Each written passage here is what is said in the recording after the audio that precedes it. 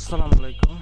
অনেকে আছে সার্টিফিকেট সংশোধন করতে গিয়া সেই সংশোধনের মধ্যে আবার ভুল করে। তো এটার থেকে বাঁচার উপায় কি বা কীভাবে আবার সেই ভুল সার্টিফিকেট আবেদন করতে গিয়া সেই আবেদনের মধ্যে আবার ভুল সেটা সংশোধন করবেন কীভাবে, এই বিষয়টা আজকে এই ভিডিওর মাধ্যমে পরিষ্কার করছি। আপনি যদি আমার নতুন হয়ে থাকেন অবশ্যই আমার চ্যানেলটাকে সাবস্ক্রাইব করে রাখবেন।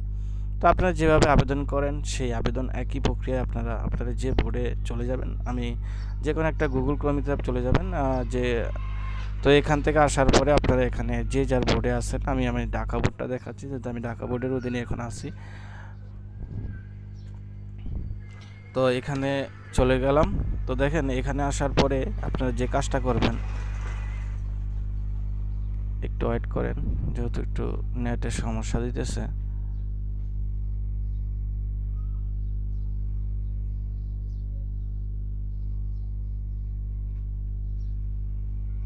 তো এখানে আসার পরে দেখেন অনলাইন অ্যাপ্লিকেশন নামে যে অপশানটা আছে এটার মধ্যে ক্লিক করবেন।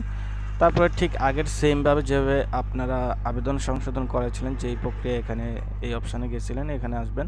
আবেদন ফর্মে না গিয়ে এখন যে কাজটা করবেন, এই যে দেখেন আবেদন সংশোধন নামে যে অপশানটা আছে লাল করে এটার মধ্যে ক্লিক করবেন।